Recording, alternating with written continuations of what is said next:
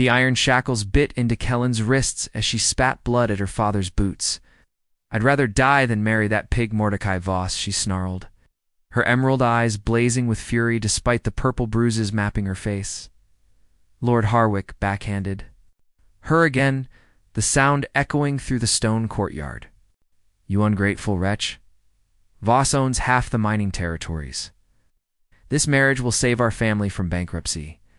Kellen's laugh was bitter as autumn wind. "Save our family, or save your gambling debts." She jerked against the chains binding her to the weathered whipping post. "I've seen how he treats his servants. I've heard the screams from his estate." Silence. Harwick's face purpled with rage. "You'll stand here until you come to your senses. No food, no water, until you agree. To the wedding?" As her father stormed away, Kellen tested her bonds. The chains were solid, the post ancient but sturdy. Around her, the courtyard servants averted their eyes, too frightened to help. She'd been here 2 days already, and her strength was waning. Sun beat down mercilessly as hours crawled by. Kellen's throat burned with thirst, her vision blurring. She thought of her younger sister Lydia, barely 15, who would be next if Kellen didn't submit. The thought gave her strength to remain upright. Miss Kellen. A small voice made her lift her head. Young Pip, the stable boy, crept closer with a water skin. "Buck, get away from her." Harwick's voice boomed across the courtyard. The boy fled, leaving the water tantalizingly close but unreachable. That night, as Kellen dozed fitfully against the post, hoofbeats thundered into the courtyard. A cloaked figure on horseback approached, moving with predatory grace. The guards scrambled to attention, but something about the rider's bearing made them hesitate. "I seek an audience with Lord Harwick," the stranger announced, his voice carrying an authority that made hardened soldiers step back. Kellen raised her head, studying. The newcomer threw swollen eyes. Tall and lean, with dark hair escaping his hood, he carried himself like a man accustomed to command. But it was his eyes that caught her attention, storm-gray and intense, scanning the courtyard with calculated precision. "State your business," Captain Greaves demanded, hand on his sword hilt. The stranger's gaze found Kellen chained to the post. Something dangerous flickered in his expression. "I'm here about the wedding announcement. I have concerns about Lord Voss's suitability as a husband." His heart hammered. Who was this man? Why did he care about her fate? "Lord Harwick is entertaining guests," Greaves replied stiffly. "You'll have to wait until morning."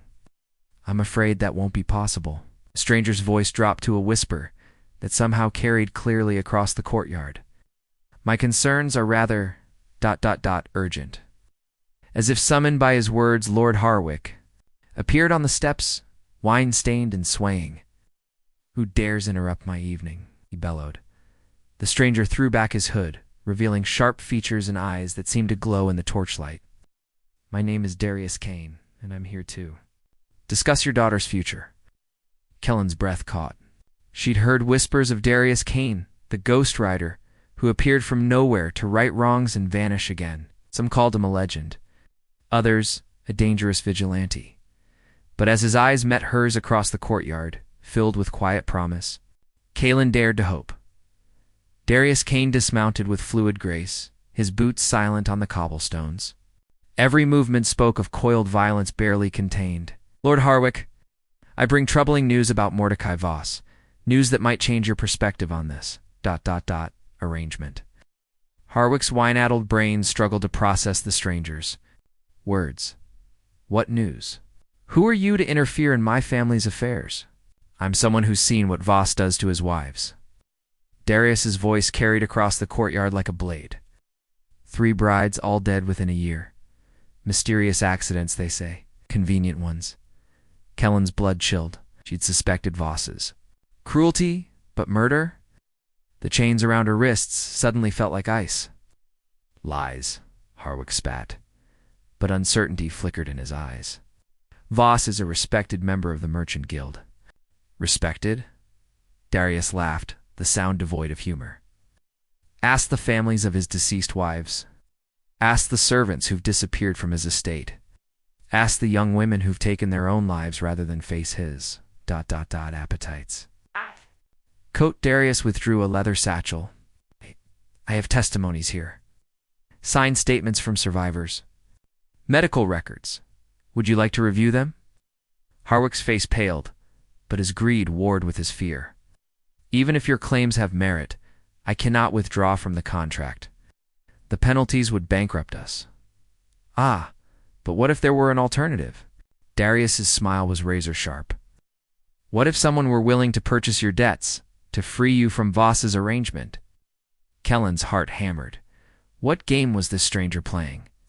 And why would you do such a thing? Harwick's eyes narrowed. With suspicion? Say I have my own reasons for wanting to see Voss's power diminished. Darius's hand rested casually on his sword hilt. The man has made enemies. Lord Harwick. Powerful ones. His reach is growing too long, his methods too brazen. You speak in riddles. What do you want? Release your daughter from her chains. Halt! Off the wedding? Allow me to settle your debts, and I'll ensure Voss never troubles your family again. Harwick's greed battled with his desperation. What assurance do I have that you can deliver on such promises? Darius reached into his saddlebags and withdrew a heavy purse. Gold coins spilled between his fingers, glinting in the torchlight. Half now, half when the contracts are voided. The sight of gold made Harwick's eyes glitter. But Captain Greaves stepped forward, suspicious. My lord, this could be a trap. We know nothing about this man. We know enough, Darius said quietly. We know Lord Harwick values his daughter's life. We know he's drowning in debt. And we know Mordecai Voss is a monster who shouldn't be allowed near any woman, let alone one as spirited as this. His gaze found Kalen again, and she saw something in his eyes that made her pulse quicken. Not just determination, but something deeper, more personal. Why do you care what happens to me? She called out, her voice hoarse from thirst. Darius approached the post, ignoring the guard's nervous shuffle. Up close, she could see the scars on his hands, the calluses of a man who'd lived by the sword. Because, Lady Kalen, I've seen what happens when good people stand by and do nothing. I've seen the price of silence. He turned back to Harwick. Your daughter has spirit, intelligence, courage. Voss would break her within a month. Is that truly the legacy you want for the Harwick name? Spirit, Harwick snarled. Her spirit is what's caused this mess. She'd simply agreed if she'd simply agreed, she'd be dead within the year. Darius cut him off. Like the others. Is your debt worth your daughter's life? Kalen watched the internal battle play out on her father's face. Greed warred with paternal instinct, pride with desperation. The gold in Darius's hand seemed to tip the scales. Very well, Harwick said finally. But I want to see the full payment before I release her. Darius smiled, and it was the most dangerous expression Kalen had ever seen. Of course, but first, as a gesture of good faith, ... he drew a small key from his pocket. The chains. Harwick's eyes widened. Do you? I told you, Lord Harwick. I have my reasons for being here. Darius's voice carried quiet menace. And I always come prepared. As understanding dawned, Kalen realized this was no chance encounter. Darius Kane had come here specifically for her. The question was why. The key turned in the lock with a soft click that seemed to echo through Kellen's soul, as the iron shackles fell away. She nearly collapsed, her legs weak from days of standing. Strong hands caught her, steadying her against a broad chest. Easy, Darius murmured, his voice gentler than she'd heard it. You're safe now. But even as relief flooded through her, Kellen's survival instincts screamed warnings. Nothing about this situation made sense. Who are you really? She whispered, low enough that only he could hear. His storm-gray eyes met hers, and she saw pain there. Old wounds, carefully hidden. Someone who should have been here sooner. Before she could process his cryptic answer, shouting erupted from the courtyard entrance. Torches blazed as armed riders thundered through the gates, their leader a massive man with cruel eyes and a twisted smile. Mordecai Voss, Harwick breathed, his face draining of color. Indeed. Voss's voice boomed across the courtyard. I heard disturbing rumors about my bride-to-be. Thought I'd come collect what's mine. Darius moved with lightning speed, positioning himself between Voss and Kalen. The lady is no longer bound by any contract. Voss's laugh was harsh as grinding stone. Oh, but she is. The contract is signed, sealed, and legally binding. Her father's debts are transferred to me along with ... collateral. The contract is void, Darius said coolly. Lord Harwick has found alternative arrangements, has he now? Voss's eyes glittered with malice. And who might be foolish enough to interfere with my business? Someone who knows exactly what kind of man you are. Darius's hand moved to his sword. Someone who's seen the graves of your previous wives. Voss's face darkened. Careful, stranger. You're walking dangerous ground. I've walked dangerous ground before. Darius's voice carried. Deadly calm. The question is, are you prepared to die on it? The courtyard erupted into chaos. Voss's men drew their weapons, but Darius was already moving. His sword sang from its sheath, the blade seeming to dance in the torchlight, cut down 2 men before they could fully draw their weapons. Kaelin, run! He shouted, parrying a thrust from Voss's captain. But Kaelin had no intention of running. She grabbed a fallen sword, her body moving with muscle memory from years of secret training with the Master-at-Arms. Her father had forbidden it, but she learned anyway. Knowing that noble ladies needed to defend themselves, the blade felt right in her hands as she faced down one of Voss's thugs. Come on then, she snarled. Let's see what you're made of. Her opponent underestimated her, expecting a helpless lady. It was a mistake. Her blade found his throat before he could recover from his surprise. Across the courtyard, Darius fought like a man possessed. His sword work was poetry in motion, each strike precise and deadly. But Voss's men kept coming, and even he couldn't hold them all. Enough, Voss roared, holding a crossbow aimed at Kaelin. Drop your weapons, or the girl dies. Darius froze, his eyes calculating. Kaelin could see him weighing options, searching for an opening. But Voss was too far away, the shot too clear. You see? Voss smiled cruelly. In the end, it always comes down to this. She's mine, as agreed. And you, stranger, are about to die for your interference. Actually, a new voice interrupted. Think you'll find that's not quite accurate. A figure emerged from the shadows, a woman with silver hair and eyes like winter ice. She moved with predatory grace, and Voss's men instinctively stepped back. Lirelei Darius breathed, and Kaelin heard surprise in his voice. The woman smiled, but it was cold as a blade. Hello, brother. I see you found yourself in trouble again, brother. Kaelin's mind reeled. Who was this woman, and why did her? A rival make Voss's face go pale? The Shadowblade Voss whispered. But you're supposed to be dead. Reports of my death have been greatly exaggerated, Lirelei replied. As of reports of your invincibility, shall we test which is more accurate? Moved then faster than thought. Her twin daggers found 2 of Voss's men before they could blink. The others scattered. Their courage evaporating like morning mist, Voss swung his crossbow toward the new threat, but Darius was already moving. His sword took the merchant in the shoulder, spinning him around. The crossbow bolt went wide, shattering. Against the stone wall? It's over, Voss, Darius said, his blade at the man's throat. Your reign of terror ends here. But Voss laughed, even with death inches away. You think killing me solves anything? I've allies, connections, they'll hunt you down, all of you.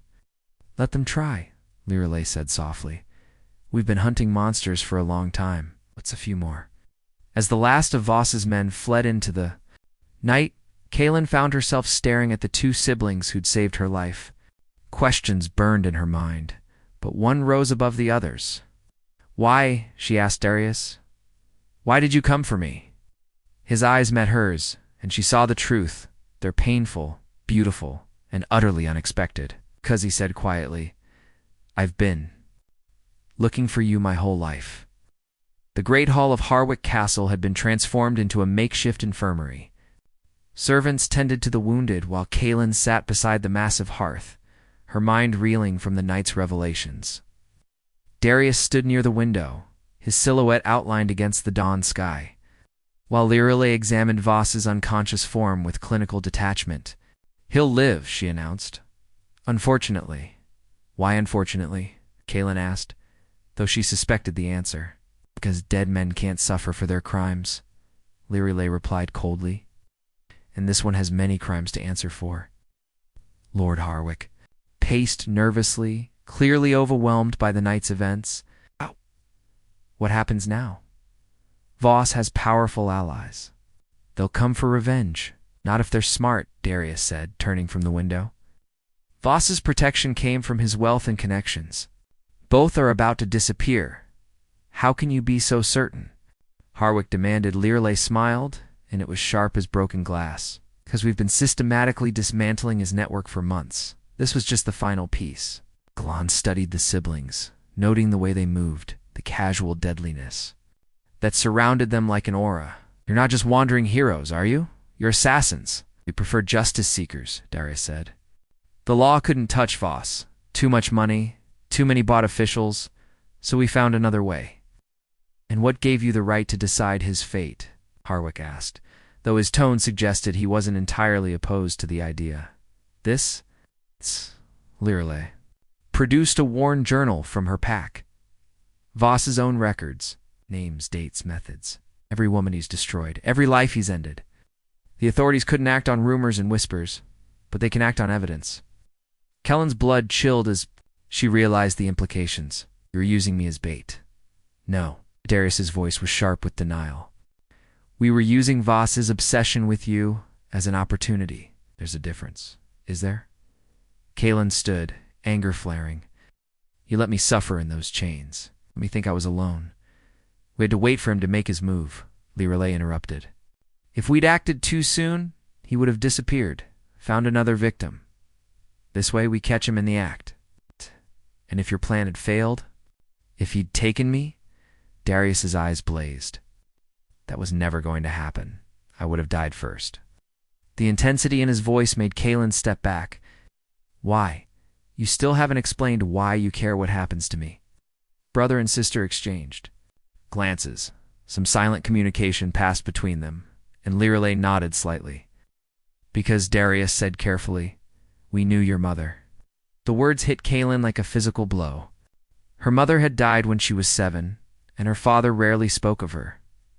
That's impossible. My mother was Lady Alara Harwick.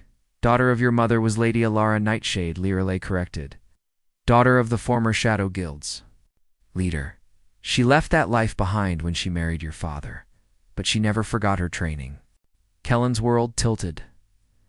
The Shadow Guild. But that's just a legend. The guild was very real, Darius said. A network of skilled individuals who protected the innocent from those the law couldn't touch. Your mother was one of our best, was? Kellen's voice cracked. She died protecting a village from raiders. Learley said softly, not in childbirth, as your father told you. She went back to active duty one last time, to save lives. She never returned. The tears burned Kellen's eyes. All these years, she'd believed her mother was weak, fragile. To learn she was a warrior, a protector. Why didn't anyone tell me? Your father wanted you to have a normal life, Darius explained. He made us promise to stay away, to let you grow up without the guild's influence. But you're here now. Because your mother made us. Promise something else, Learley said. If you were ever in mortal danger, if the skills she'd begun teaching you before her death weren't enough, we were to step in. Kellen's mind raced. The games her mother had played with her as a child, the hiding exercises, the balance drills, the way she'd taught her to move silently through the castle, hadn't been games at all. She was training me. The basics, Darius confirmed. We planned to continue when you were older, but ... But she died. Kalen wiped her eyes, steel replacing sorrow. And you've been watching me ever since. From a distance, Learley said, we had to honor your father's wishes. But when we learned about Voss, about his interest in you, it shrugged. Some promises are more important than others. What happens now? Kalen asked. Voss is finished. But what about me? What about my future? Darius stepped closer, his gray eyes intense. That depends on what you want. You could stay here, live the life of a noble lady. Find a suitable husband, raise children, be safe. Or you could come with us, Learley said. Learn the skills your mother wanted to teach you. Take your place in the guild. Help protect others who can't protect themselves. Choose the path of violence and death." Harwick protested. "Absolutely not. Choose the path of justice and protection," Darius corrected. "Which? The path your mother chose when she left everything behind to save strangers?" Kaelin looked at her father, saw the fear and love warring in his eyes. Then she looked at the siblings who'd risked everything to save her, who carried her mother's legacy in their hearts. "I need time to think," she said finally. "Of course," Darius said. "But no, this whatever you choose, you'll never face darkness alone again. We failed your mother. We won't fail you." As dawn broke fully over the castle, Kaelin stood at the crossroads of her life, safety or purpose, comfort or justice. The choice was hers. But deep in her heart, she already knew what her answer would be. 3 days passed in a haze of preparations and revelations. Voss had been taken to the capital by the king's guard, his journal serving as damning evidence of his crimes. The merchants guild had quickly distanced themselves from their former member, and several of his co-conspirators were already in custody. Kaelin spent her time in the castle's ancient library, poring over dusty tomes about the Shadow Guild that Lirelei had procured. The organization's history was fascinating, and terrifying warriors and scholars, healers and hunters, all united by a common purpose: protecting the innocent from those who would prey upon them. "Your mother was particularly gifted at infiltration," Lirelei said, settling into the chair across from her. "She could become anyone, blend into any situation. Nobles, merchants. She was a master of disguise." "What was she like?" Kaelin asked, hungry for details about the woman she'd barely known. "Fierce, compassionate, stubborn as a mountain." Lirelei smiled, the expression softening her usually sharp features. "She argued with the guild leaders constantly about taking unnecessary risks. She couldn't bear to see suffering, even if saving someone meant compromising a larger mission." "It sounds like she was a good person, the best. That's why your father fell in love with her, despite their different worlds." Lirelei's expression grew serious. "He's a good man, Kaelin. Different from us, but good. Don't let our way of life poison your relationship with him." "I won't," Kaelin promised.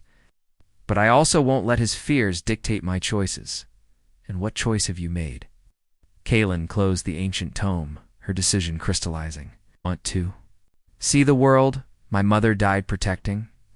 I want to understand what drove her to sacrifice everything for strangers." "That's not the same as committing to the guild." "No," Kaelin agreed. "But it's a start." That evening, she found Darius in the castle's training yard, moving through sword forms with deadly precision. His movements were hypnotic, each strike flowing into the next with lethal grace. "You're staring," he said, without breaking rhythm. "I'm learning," she replied. "Show me." He stopped mid-form, turning to face her. "Are you certain? Once you begin training, there's no going back to ignorance. You'll see the world differently, understand the darkness that exists in men's hearts." "I already see it," Kaelin said, thinking of Voss's cruel smile. "I just want to learn how to fight it." For the next hour, Darius taught her basic sword positions, correcting her grip and stance with patient precision. His hands were gentle when they guided hers, but she could feel the controlled strength beneath his touch. "You have natural talent," he said, as they paused for water. "Your mother's instincts, but with better discipline." "How long did you know her?" "Since we were children." She was the guildmaster's daughter, but she never acted like it mattered. She treated everyone the same, from the highest-ranking operative to the newest recruit. His voice grew distant. "She was the first person to make me feel like I belonged somewhere." "Where did you come from? Before the guild, I mean?" Darius's expression darkened. "Lirelei and I were street orphans. Our parents died in a plague, and we survived by stealing and fighting. The guild found us when we were 12, took us in.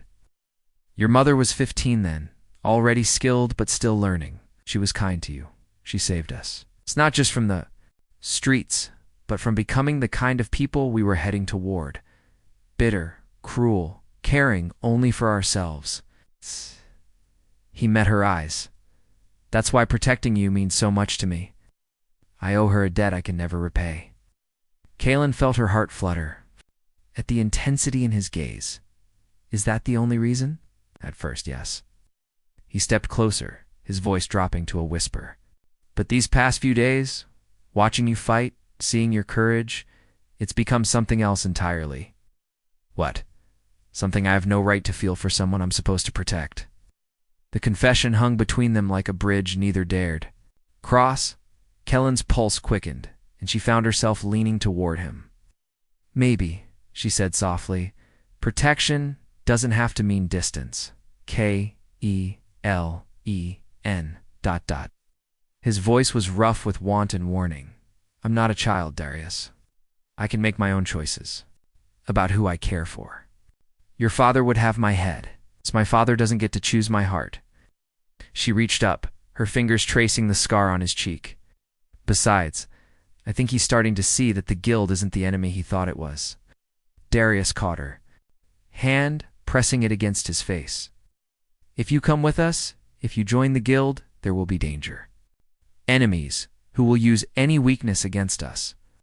Are you saying I'm a weakness? I'm saying you're the only thing in this world that could make me hesitate when I need to act? That terrifies me.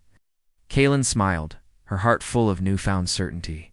Then we'll have to make sure we're strong enough to protect each other. Before he could argue, she rose on her toes and kissed him. The contact was electric, sending fire through her veins. For a moment he was perfectly still, then his arms came around her, pulling her closer. When they finally broke apart, both were breathing hard. This changes everything, he whispered against her forehead. Good, she replied. I was getting tired of everything staying the same. As they stood together in the moonlit courtyard, Kalen knew there would be challenges ahead.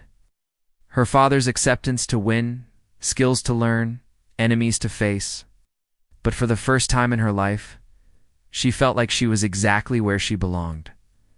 The guild would have its newest member. She would have a purpose worth fighting for.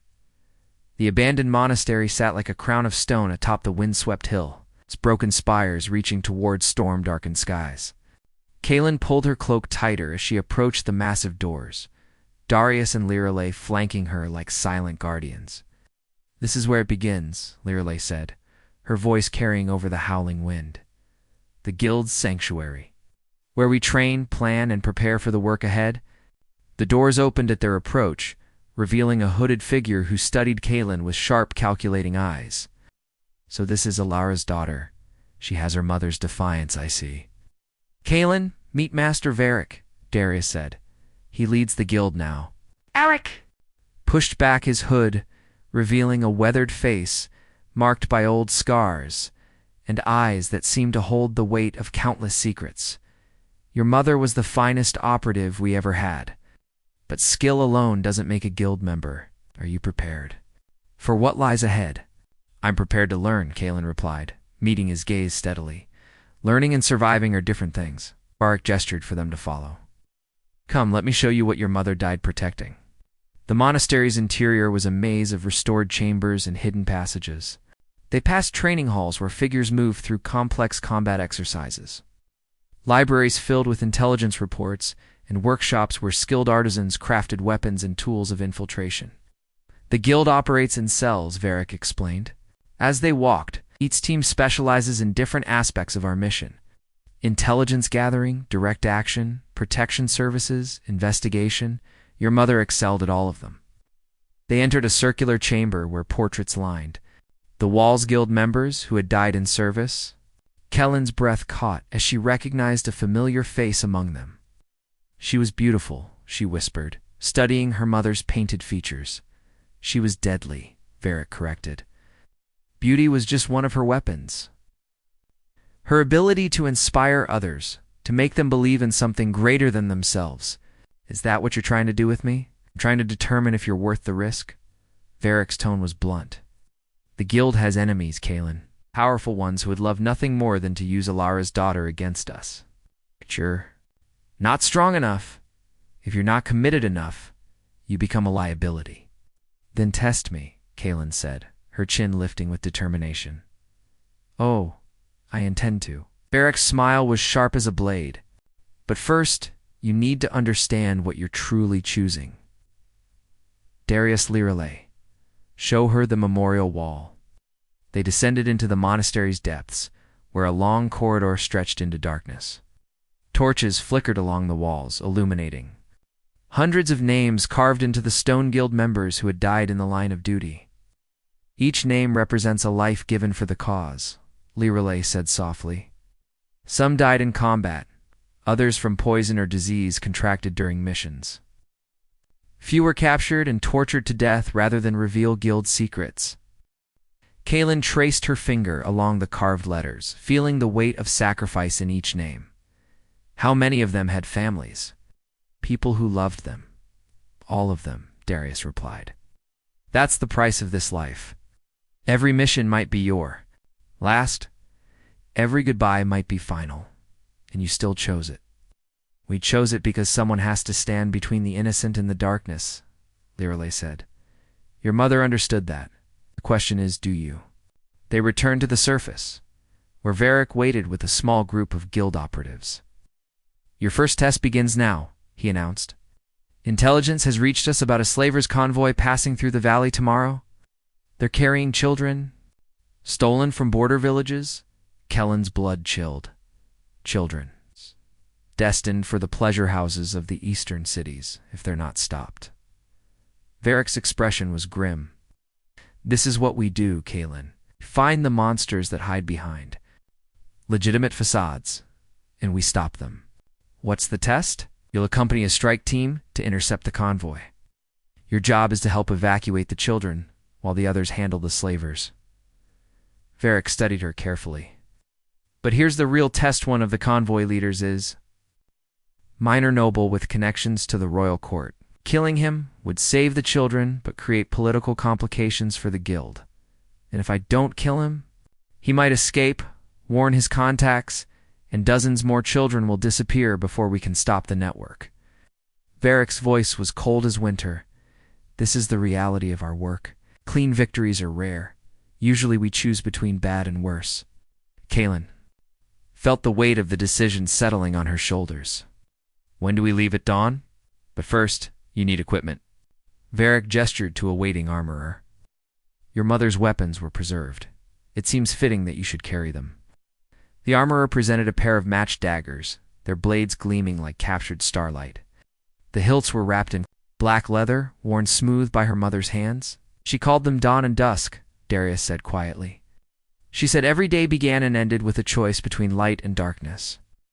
Kaylin lifted the weapons, feeling their perfect balance. Choice did she make?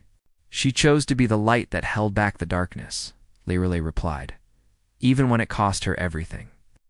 As Kaylin strapped the daggers to her belt, she felt her mother's presence like a warm embrace. Tomorrow would bring her first real test as a guild member. She would face choices that would define not just her future, but the fate of innocent children. The girl who had been chained to a post for refusing marriage was gone. In her place stood a woman ready to fight for those who couldn't fight for themselves, whatever the cost. The convoy crept through the mountain pass like a serpent, its covered wagons hiding unspeakable cargo. Kaylin crouched behind a boulder, her heart hammering as she watched the guards through the pre-dawn gloom. Somewhere in those wagons, children waited in terror. Remember the plan? Darius whispered through their communication crystal. We create chaos. You get the children out. Simple. Nothing about this is simple, Kaylin replied, checking her mother's daggers one final time. No, Lireley's voice crackled through the crystal. But it's necessary. That's what makes us different from them. The attack began with the whisper of arrows finding their marks. 2 guards fell silently, their cries of warning dying in their throats. Then chaos erupted as guild operatives struck from 3 directions at once. Kaylin sprinted toward the wagons, her body moving with newfound fluidity. Weeks of intensive training had awakened instincts she never knew she possessed. Oi! Reached the first wagon as a slaver emerged, sword raised. Dawn sang from its sheath, finding his throat before he could cry out. The wagon's interior was a nightmare of huddled children, their eyes wide with terror and desperate hope. I'm here to help, Kaylin whispered, cutting their bonds with swift, Precise movements. Stay close to me. There are more in the other wagons. A brave girl of perhaps 10 whispered. The bad man with the gold teeth, he has keys. Gold teeth. Kellen's blood turned to ice as she spotted the convoy's leader, Lord Cassius Ravencrest, a minor noble whose family had connections throughout the kingdom. He was exactly as Varric had described, and he held a ring of keys that meant freedom. For the children, get them to the rally point, Caitlin told the older children. Follow the path marked with white stones. She moved toward Ravencrest, who was shouting orders to his remaining guards. The man's face was twisted with rage as he watched his profitable enterprise crumble around him. You guild scum, he snarled, drawing an ornate sword. Do you know who I am? My family will see you all hanged.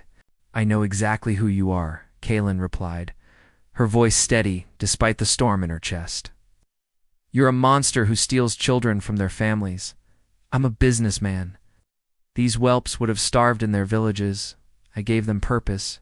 The casual cruelty of his words ignited something primal in Caitlin. She moved like her mother's spirit guided her blade, dawn and dusk working in perfect harmony. Ravencrest was skilled, but his technique was learned in comfortable training halls, not forged in desperate fights for survival. You have a choice, she said, pressing her advantage. Give me the keys, and I'll ensure you face proper justice. Refuse, and I'll end this here. Ravencrest laughed, a sound like breaking glass. Justice? From guild murderers? I think not. He lunged forward, his blade seeking her heart. Caitlin sidestepped, dusk opening a line across his sword arm. The keys fell from nerveless fingers, and she snatched them up. Ow, wrong choice. But even as she raised Dawn for the killing blow, she hesitated. This was at the moment Varric had warned her about. Kill a noble with connections, and the guild would face increased scrutiny. Let him live, and more children would suffer. Caitlin. Darius's voice cut through her internal struggle. More guards incoming from the rear? The distraction was all Ravencrest needed. A hidden dagger appeared in his offhand, aimed at her ribs. Time slowed as Caitlin realized her mistake. Mercy was a luxury she couldn't afford. Dawn intercepted the hidden blade, while dusk found its mark between his ribs. Ravencrest's eyes went wide with shock, then empty as he crumpled to the ground. The children, Caitlin whispered, stepping over his body. That's what matters. She reached the remaining wagons, her hands shaking as she unlocked cage after cage. 23 children in total, ranging from barely walking to adolescence, all bearing the hollow-eyed look of trauma. Follow me, she called, leading them toward the extraction point. You're safe now. The guild operatives had secured the area, but Caitlin barely noticed. Her focus was entirely on the children, guiding them to safety with gentle words and protective gestures. One little boy, no, more than 5, clung to her leg. Are you an angel? He asked in a voice like broken bells. No, Caitlin said, lifting him into her arms. I'm just someone who refuses to let monsters win. The journey back to the monastery was a blur of careful navigation and whispered comfort. The children were fed, clothed, and examined by guild healers. Arrangements were made to return them to their families or find new homes for those who had none left. You did well, Varric said, finding Caitlin in the gardens where she sat alone, watching the sunset. Though I suspect you're questioning your actions. I killed a man today, she said quietly. Not in the heat of battle, but by choice. I looked him in the eyes and decided he deserved to die. And do you regret it? Caitlin considered the question. Thinking of the children's faces, their relief at being free. No, but I understand now why my mother was so haunted. Every life we take, even justly, leaves a mark on our souls. That's what separates us from them, Varric replied. We feel the weight of our choices. We carry the burden of necessary violence, so others don't have to. Is it worth it? The cost? Varric was quiet for a long moment. Ask me again in 20 years. But today, 23 children are sleeping safely because of your choices. That has to count for something. As the stars emerged overhead, Darius found her still sitting in the garden. He settled beside her without words, offering silent comfort. I've been thinking about what you said, Caitlin said finally. about protection and distance. And I think you were wrong. Love doesn't make us weaker. It makes us more human, more connected to what we're fighting for. She turned to face him, her eyes reflecting starlight.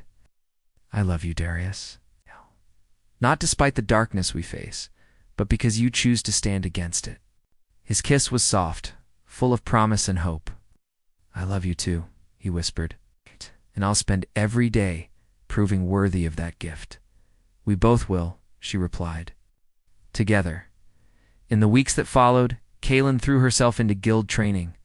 With fierce determination, she learned languages, studied politics, mastered weapons, both conventional and exotic.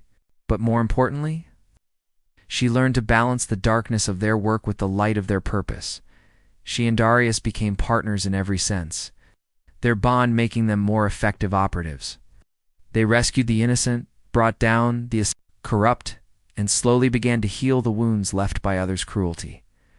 On their first anniversary, Darius took her to a hilltop overlooking the valley where they'd first met. The chains that had once bound her were gone, replaced by bonds of love and shared purpose. Do you ever wonder what would have happened if Voss had succeeded? He asked, his arms around her waist. No, Kaylin replied, leaning back against his chest, because it doesn't matter. We can't change the past, but we can shape the future. And what kind of future do you want? She smiled, her hand finding his. One where no child has to suffer what those in the convoy did, where monsters like Voss and Ravencrest can't hide behind wealth and position, where love isn't a weakness to be exploited, but a strength to be celebrated. That's a beautiful dream. Then let's make it reality, she said, turning in his arms. One mission at a time, one life at a time. As they watched the sun set over the valley, Kaylin reflected on the journey that had brought her here. From a defiant girl chained to a post to a woman who chose her own chains, the bonds of love, duty, and justice that connected her to something greater than herself. She was no longer just Kaylin Harwick, reluctant noble daughter. She was Kaylin, Nightshade, guild operative, protector of the innocent, and guardian of the light that held back the darkness, and she had never been more free. The stars emerged one by one, like hope kindled in the darkness. And in that moment, surrounded by love and purpose, Kaylin knew that whatever challenges tomorrow might bring, she would face them with courage, compassion, and the unbreakable conviction that good could triumph over evil. The girl who had refused to be broken had become the woman who would help break the chains that bound others. And in that transformation, she had found not just freedom, but fulfillment. Her mother would have been proud.